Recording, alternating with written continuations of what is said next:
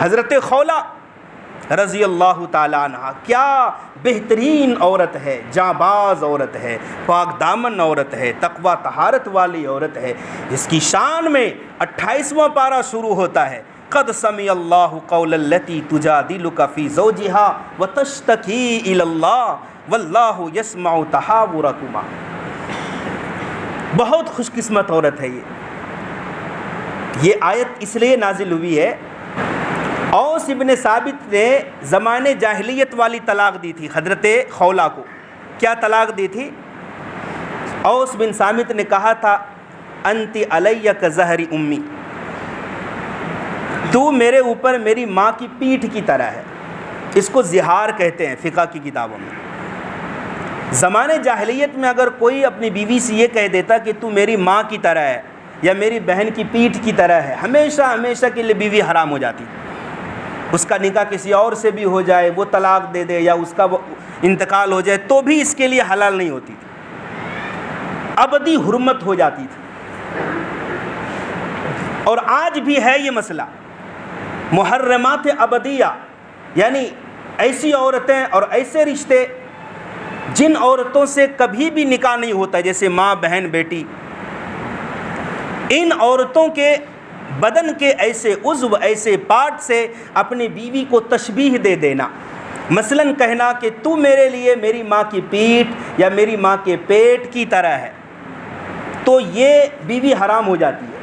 आज भी है, लेकिन इसका बेहतरीन हल है। उस ज़माने में इसका हल नहीं था, हमेशा के लिए हराम हो जाती थी। भागी भागी आई हज़रत खौला रसूल करीम सल्लल्लाहु अलैहि वसल्लम के, या रसूल अल्लाह, मेरे शौहर ने ऐसा कह दिया है, क्या हुक्म है इस मसले में आपका? आका अलैहिस्सलातु वस्सलाम के पास अभी तक वही नहीं आई थी इस सिलसिले में। तो हमारे आका ने मशहूर कौल के मुताबिक बता दिया कि मामला क्लियर है, अब तो अपने शौहर के लिए हराम हो गई। हज़रत खौला, अजीब शान है हज़रत खौला की, वापस नहीं गई, वहीं डटी रही। या रसूल अल्लाह, अपने फतवे पर नज़र सानी कर लीजिए, मैं बूढ़ी होने जा रही हूँ, शबाब ढल चुका है, छोटे छोटे बच्चे हैं, मेरे शौहर ने नादानी में ऐसा कर दिया है, मेरे शौहर ने तलाक़ का लफ्ज़ नहीं बोला है, कहा है तू मेरे लिए मेरी माँ की पीठ की तरह है। या रसूल अल्लाह, नज़र करम फरमाइए, नज़र सानी कर लीजिए, अगर तलाक़ हो जाती है मैं इस उम्र में कहाँ जाऊँ, बच्चे छोटे छोटे हैं, अगर बच्चे छोड़ के जाती हूँ तो बच्चों की परवरिश कौन करे, बच्चों को पास रखती हूँ तो रोटी कहाँ से लाऊँ। या रसूल अल्लाह, नज़र सानी कर लें। हमारे आका बार बार कह रहे हैं कि तू हराम हो गई, और ये खौला डटी हुई है कि नहीं, नज़र सानी कर लीजिए। हमारे आका चुप हो गए। वो औरत क्या कहती है, या रसूल अल्लाह, आप कुछ नहीं फरमा रहे हैं तो मैं आपके रब को बताती हूँ। व तश्तकी इलल्लाह, अल्लाह से शिकायत करने लगी, अल्लाह से दुआ करने लगी। इतने में वही नाजिल होने लगी। हज़रत आयशा फरमाती है कि मैं उसी जगह थी जहाँ वही नाजिल हो रही थी। मैंने कहा खौला चुप हो जाओ, जिब्रील आ गए वही लेकर। तो और दहाड़े मार कर रोने लगी और क्या कह रही, ए अल्लाह, फ़ैसला मेरे हक़ में नाजिल फरमाना, फ़ैसला मेरे हक़ में नाजिल फरमाना। क्या दिलेरी है, क्या शान है इस औरत की, क्या अल्लाह से लगाव है। ये नहीं कहा कि हक़ फ़ैसला उतारना, फ़ैसला हक़ हो वो तो हो ही, लेकिन फ़ैसला मेरे हक़ में होना चाहिए। जिब्रील आ गए और क्या कहा, क़द समी अल्लाहु क़ौलल्लती तुजादिलुका फ़ी ज़ौजिहा। यहाँ से 28वां पारा शुरू हो रहा है। बेशक अल्लाह ने उस औरत की बात सुन ली जो ए नबी आपसे अपने शौहर के बारे में झगड़े कर रही थी। इस सूरत का नाम भी है सूरह मुजादला, झगड़े वाली सूरत। ज़िंदगी भर क्या एहसास होता होगा उस औरत को, जब भी इस सूरत को शुरू करती होगी दिल में अजीब सुरूर खुशी होती होगी कि ये आयत मुबारका महज मेरी वजह से नाजिल हुई है। खुशी का कोई ठिकाना होता होगा। अल्लाह ने यकीनन सुन ली उस औरत की बात जो आपसे अपने शौहर के बारे में झगड़ा कर रही थी। आप जवाब दे रहे थे, वो औरत नहीं मान रही थी। वल्लाहु यस्माउ तहावुरकुमा, और अल्लाह तुम दोनों के झगड़े को सुन रहा था। हज़रत आयशा फरमाती है कि मैं तो उस औरत से थोड़ी दूरी पर थी, सारी बात मैं नहीं सुन पा रही थी। कुर्बान जाऊं उस अल्लाह पर, अल्लाह कह रहा है वल्लाहु यस्माउ तहावुरकुमा, अल्लाह तुम दोनों के झगड़े को सुन रहा था।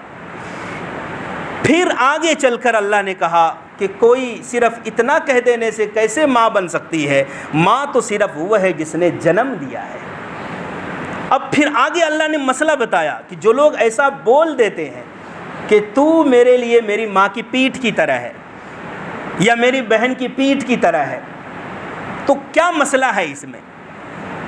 वल्लदीना युज़ाहिरून मिन निसाइहिम, जो लोग अपनी औरतों से ज़िहार करते हैं, यानी ऐसा कह देते हैं कि तू मेरे लिए मेरी माँ की पीठ की तरह है, तो बीवी हराम हो जाती है।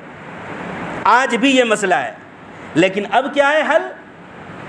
अगर वो चाहते हैं कि फिर से अपनी बीवी से फ़ायदा हासिल करें, मियाँ बीवी की तरह साबिक़ा ज़िंदगी की तरह रहें, फ़तहरीरु रक़बतिन मिन क़ब्लि अन यतमास्सा, बीवी को छूने से पहले एक गुलाम पहले आज़ाद कर दिया करो, एक गुलाम आज़ाद करो। ये जुर्माना है। ज़माने जाहिलियत की तलाक़ को रखा है बाकी शरीयत ने, लेकिन उस शर्त पर नहीं, उस शक्ल में नहीं, थोड़ी सी तब्दीली हो गई। वो हमेशा हमेशा के लिए हराम होती थी, ये आर्जी तौर पर हराम होती है। अब अगर चाहो मिलना तो एक गुलाम आज़ाद करो।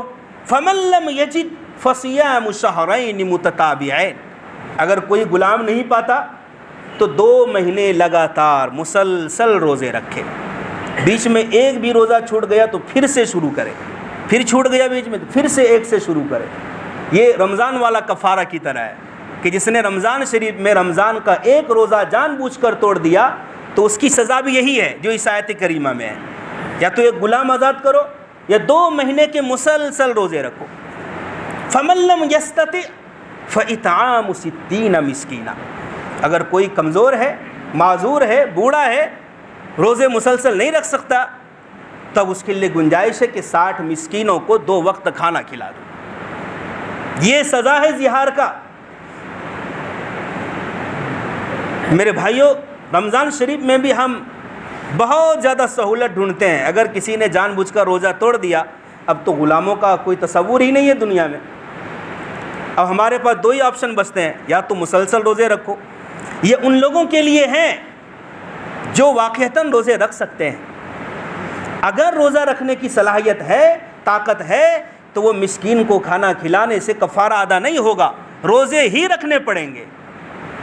और अगर ताकत नहीं है तो फिर आखिरी दर्जाए 60 मिस्कीनों को खाना खिलाओ। तो हमारे आका ने औस इब्न साबित को बुलाया कि तुमने ज़िहार किया है अपनी बीवी से, एक ग़ुलाम आज़ाद करो। कहा या रसूलल्लाह, मेरे पास इतना पैसा नहीं कि मैं ग़ुलाम ख़रीद सकूं। कहा तो फिर 60 दिन रोज़े रखो। कहा यह भी नहीं हो सकता, मैं कमज़ोर हूँ, बीमार हूँ, मैं बूढ़ा हो गया हूँ। तो आका ने फरमाया 60 मिस्कीन को खाना खिलाओ। कहा या रसूलल्लाह, अगर आप मदद कर दें तो मैं खिला सकता हूँ। फिर आका अलैहिस्सलाम ने मदद की, फिर कुछ और लोगों ने चंदा जमा किया, फिर 60 मिस्कीन को खाना खिलाया। इस तरह से इस मसले का हल हो गया। तो वो खौला है, एक मरतबा हज़रत उमर रज़ी अल्लाह अन्हु एक मजमे के साथ कहीं जा रहे थे, एक बूढ़ी औरत ने रास्ता रोका, काफ़ी देर तक नसीहत करती रही, काफ़ी देर तक। हज़रत उमर सर झुकाए सुन रहे हैं। लोगों ने कहा अमीरुल मोमिनीन, आप किस बुढ़िया के चक्कर में फंस गए, आप तो अपने काम से जा रहे थे। हज़रत उमर ने फरमाया क्या बोलते हो, इस औरत की ये शान है, इस औरत की निदा को अल्लाह ने 7 आसमानों के ऊपर सुनी है, मैं उमर कैसे ना सुनूं। यह औरत दोपहर के वक़्त क्या, सारी रात अगर उमर को नसीहत करती रहती तो उमर सुनता रहता, इसलिए कि अल्लाह ने इसकी सदा को 7वें आसमान